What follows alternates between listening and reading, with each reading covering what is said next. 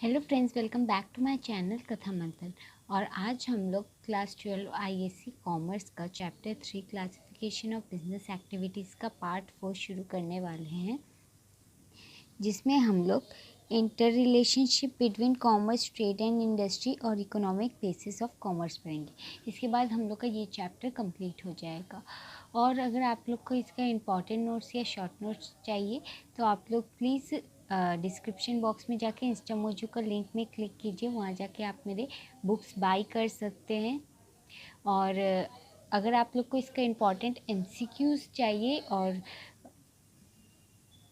और अगर आपको इसके शॉर्ट आंसर टाइप क्वेश्चन चाहिए तो आप लोग मेरे दूसरे चैनल उन्नति की वाणी में जा कर के उसे देख सकते हैं। उन्नति की वाणी में जाके प्लेलिस्ट में आप लोग ISC commerce class 11 class 12, ISC accounts class 11 class 12, ISC economics class 11 class 12 करके देख सकते हैं अगर आप लोग को इम्पॉर्टेंट एमसीक्यू या शॉर्ट नोट्स चाहिए। और अगर आप लोग मेरा ऑनलाइन क्लासेस ज्वाइन करना चाहते हैं तो आप लोग प्लीज़ ज्वाइन बटन में जा कर के टर्म्स एंड कंडीशन पढ़ लीजिए।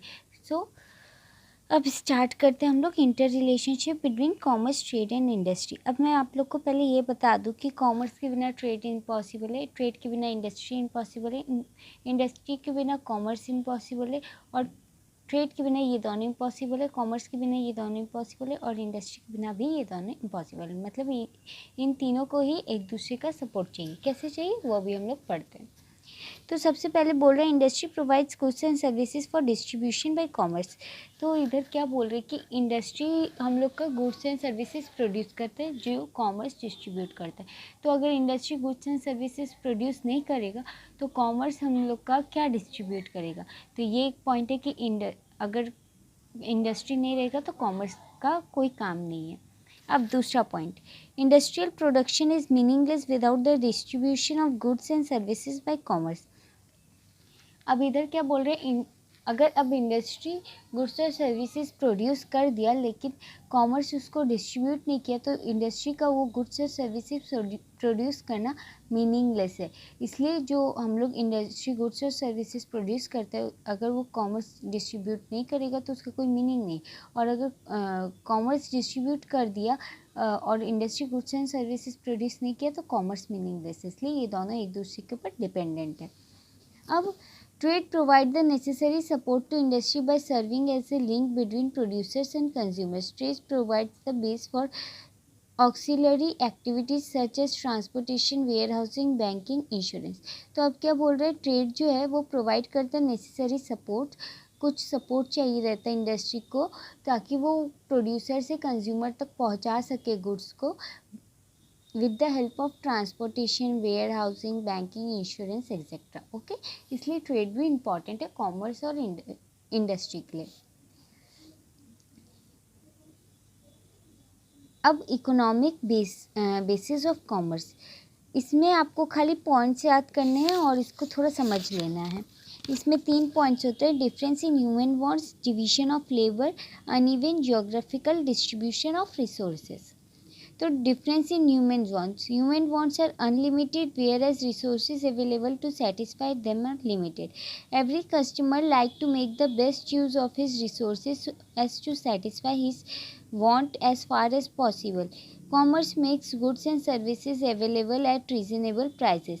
Things produced anywhere in the world are brought to the place where they are needed by consumers. तो क्या बोल रहे हैं डिफरेंसेस इन ह्यूमन वांट्स में, कि ह्यूमन वांट्स अनलिमिटेड है, रेकरिंग है, और बार बार चेंज होता है और कभी ख़त्म नहीं होता। लेकिन उसका रिसोर्स जो ह्यूमन वांट्स को सेटिस्फाई करता है वो लिमिटेड होता है। तो every customer likes to make the best use of his resources so as to satisfy his want as far as possible. हर आदमी जो कोई सामान खरीदता है वो चाहता है कि मैं जितना पैसा दे रहा हूँ उतना तो मेरे को सेटिस्फैक्शन मिले ही, लेकिन उससे ज़्यादा भी मिले, लेकिन एटलीस्ट उतना मिले। अगर मैं 10 रुपीज़ का लेस खरीद रही हूँ तो मेरे मन में पहले क्या आएगा, मैं 10 रुपीज़ दे रही हूँ तो मेरे को एटलीस्ट पहले 10 रुपीज़ का पूरा सेटिस्फैक्शन मिले, और या फिर उससे ज़्यादा मिले, लेकिन मेरे को एटलीस्ट 10 रुपीज़ का सेटिस्फैक्शन तो मिले, उससे कम ना मिले। Commerce makes goods and services available at reasonable price. अब कॉमर्स मतलब distribution of goods and services, तो ये क्या बोलते हैं, गुड्स और सर्विसेज अवेलेबल करते हैं कंज्यूमर तक रीज़नेबल प्राइस में। Okay, now things produced anywhere in the world are brought to the place where they are needed by consumers. अब ये कहीं पे भी बन रहा है तो कॉमर्स का जिम्मेदारी ये है कि वो उस गुड्स और सर्विसेज को कंज्यूमर तक पहुंचाता है। Now division of labour, everyone specializes in activities in which he is most efficient. Every country also produces only those products in which its costs are the lowest. In other words, no individual or country is best fitted for the production of all the commodity it requires. This is called the theory of comparative advantage or cost. It is the basis of trade. Now division of labour क्या बोल रहा है कि हर आदमी जिस चीज़ में best है वो वही काम कर सकता है, इसलिए हम लोग सबका पोस्ट देख के क्वालिफिकेशन देख के उसको जॉब प्रोवाइड करते हैं। अब ऐसे ही हर कंट्री भी हर चीज़ के प्रोडक्शन में बेस्ट नहीं हो सकता, इसलिए वो दूसरे कंट्री का हेल्प लेता है। जैसे हम लोग बाहर से कुछ सामान एक्सपोर्ट करते हैं और कुछ मसाले हम लोग अमेरिका को एक्सपोर्ट करते हैं, तो ये इंपोर्ट एक्सपोर्ट का बिजनेस होता है क्योंकि हर कंट्री बेस्ट नहीं होता हर चीज़ प्रोड्यूस करने में।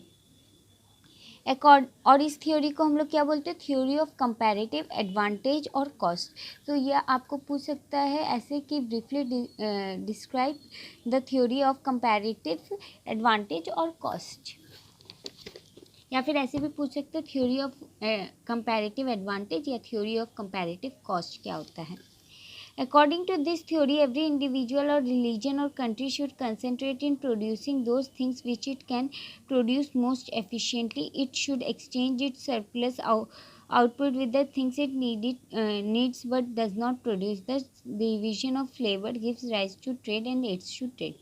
तो ये थ्योरी क्या बोल रहे हैं, कोई भी इंडिविजुअल रिलीजन या कंट्री वही चीज़ प्रोड्यूस करते हैं जिसमें वो बेस्ट होता है और उसका कॉस्ट एकदम लोएस्ट लगता है और उसको पूरा ऑप्टिमम यूटिलाइजेशन हो जाता है, तो वो वही चीज़ प्रोड्यूस करता है और ये इंपोर्ट एक्सपोर्ट का बिजनेस करता है बाकी टाइम।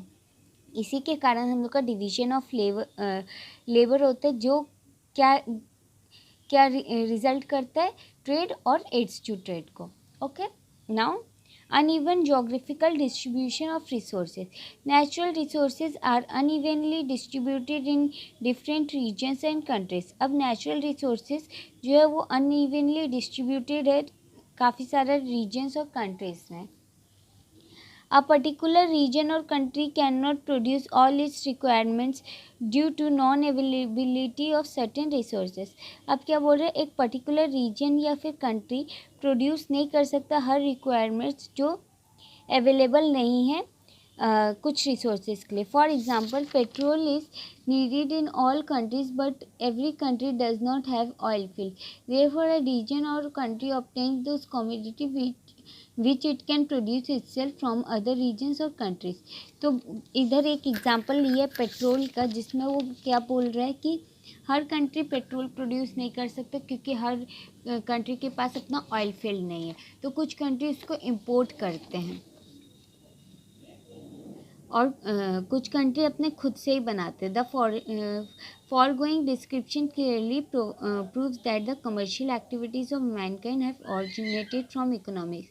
इसलिए ये जो foregoing description है ये पूरा क्लियरली प्रूव करता है कि जो हम लोग का कमर्शियल एक्टिविटी है मैनकाइंड का वो इकोनॉमिक जनरेट करता है। सो इसी के साथ हम लोग का classification of business activity chapter complete होता है। अब नेक्स्ट डे हम लोग नेक्स्ट चैप्टर करेंगे। अगर आप लोग को ये वीडियो पसंद आया तो आप लोग इसे please like share and subscribe कीजिएगा, और अगर आप लोग को कोई भी डाउट है related to commerce, economics and accounts of class 11 and 12 आप प्लीज़ मेरे को कमेंट सेक्शन में पूछिएगा, आपको उसका आंसर मिल जाएगा। Thank you friends, thank you for watching my channel Katha मंथन।